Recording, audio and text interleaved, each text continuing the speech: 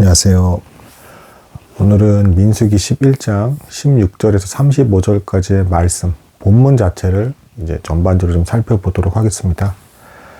이스라엘 백성이 고기를 먹을 수 없다라는 것이 이제 시작이 돼서 하나님에 대해서 이제 원망을 이제 쏟아내기 시작을 했고요. 모세 역시도 하나님께 하소연을 했습니다. 지금 모세는 이제 하나님께 이렇게 말씀을 드린 거죠. 하나님 보십시오. 이 백성들의 상태를 보십시오. 그동안 얼마나 많은 것들을 베푸셨습니까? 그런데도 조금만 힘들어지면 이 백성들은 금세 하나님을 원망하는 그런 백성입니다.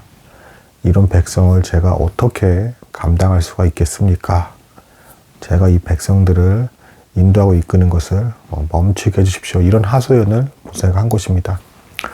자, 백성의 원망과 모세의 하소연에 대해서 하나님은 이제 이 본문을 잘 보시면 모세의 하소연에서부터 먼저 응답을 해주십니다.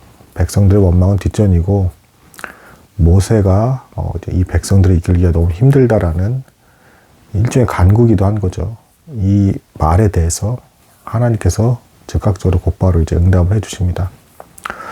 모세가 홀로 이 백성들을 감당하는 것은 너무 어려운 것이 사실이었기 때문에 하나님께서 이제 70인의 장로를 이제 뽑으십니다. 이 70인의 장로는 참고로 모세가 시내산에서 10계명을 받으러 올라갈 때 함께한 그 70인 장로와는 다른 새로 선출된 이제 장로라고 볼 수가 있겠습니다. 이제 이 여담으로 이제 연결되는 부분이기도 한데 신약 시대에 예수님께서 활동하실 때 이스라엘 이제 바리새인들 종교 지도자들의 그 회종 모임이 이제 산헤드린 공회라 해서 70인이 이제 대표였습니다. 이제 요 구조가 그대로 연결되고 있는 것이고, 또한 이 놀랍게도 예수님께서 이제 12사도를 이제 뽑으셨죠.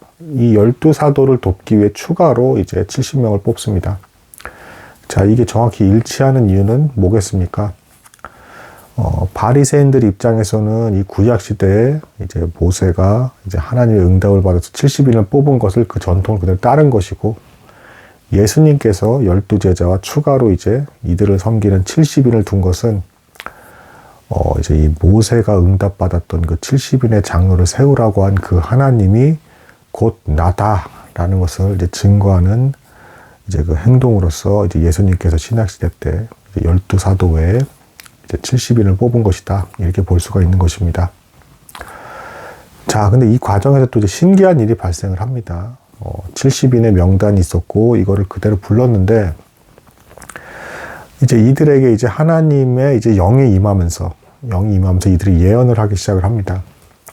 자, 하나님의 성령이 임할 때 성경에서 이제 간혹 예언을 하게 되는 이제 모습이 나옵니다. 이것은 이제 뭐냐면, 인간에게 어떤 황홀경이나 막 예언을 하게 되는 초월적인 것을 느끼게 해주는 게 목적이 아니라, 자, 이 시대 이제 고대인들 사이에서도 이제 어떤 인식이 있었냐면, 이 세상을 이루는 분자나 원자에 대한 상상을 했습니다. 고대인들도.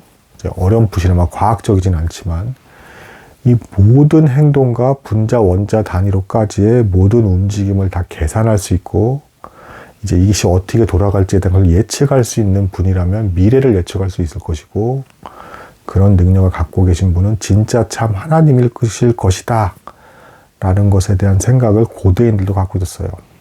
그러니까 이 70인이 뽑혔고 이들에게 하나님의 영이 임한다는 것은 하나님께서 이들에게 능력을 주시는 것이고, 이들이 예언을 하게 됐다는 것은 이 영을 베푸는 사람이 진짜 하나님이다라는 증표로 이제 이들에게 영을 주시면서 예언을 하게끔 만드신 것이라 볼 수가 있습니다. 인간에게 어떤 황홀경이나 기쁨을 단순히 주기 위해서 준 게 아닙니다.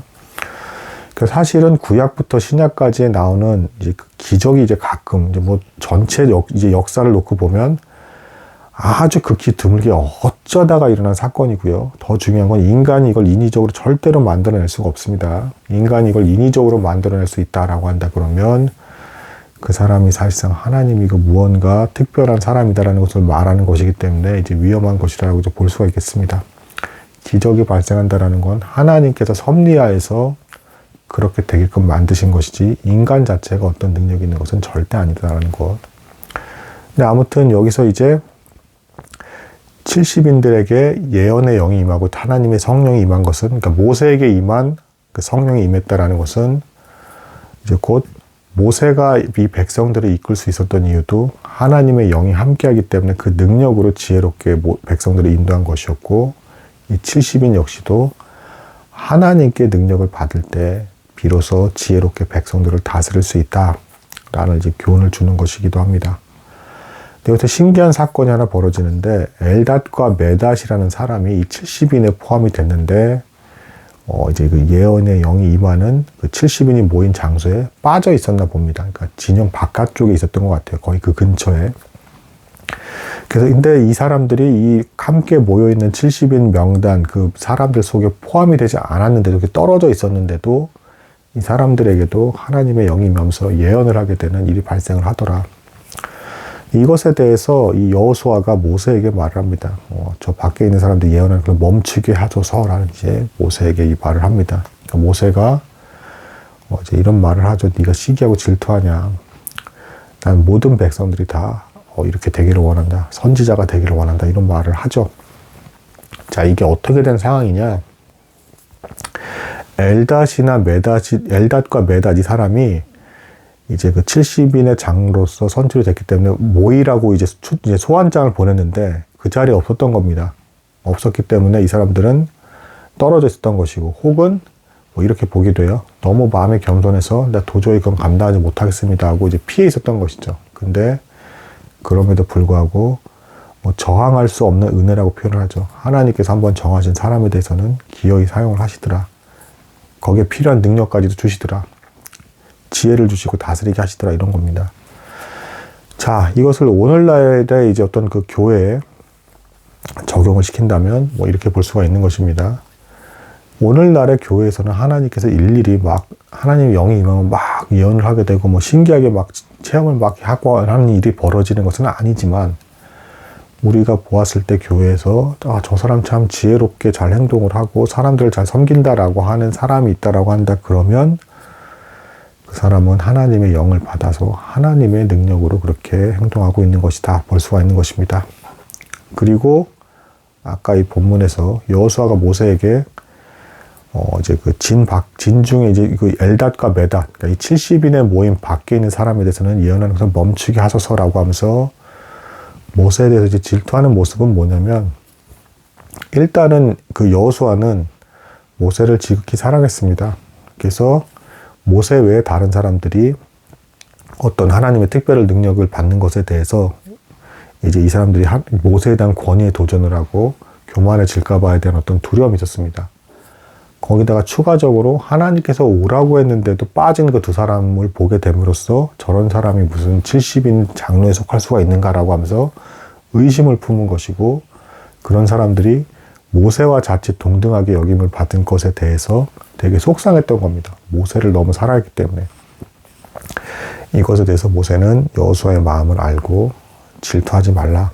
그리고 모든 백성이 나처럼 될 수 있다면 너무 복된 일이다라고 하면서 모세는 오히려 철저히 하나님의 시야과 그 관점에 일치되면서 만족하고 있는 그런 지극히 겸손한 모습을 보여주고 있습니다.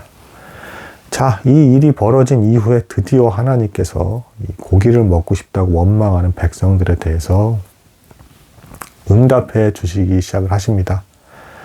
뭐 이제 성경에는 이 메추라기 뭐 이제 고기라고 하는데 정확히는 어떤 고기인지 모릅니다.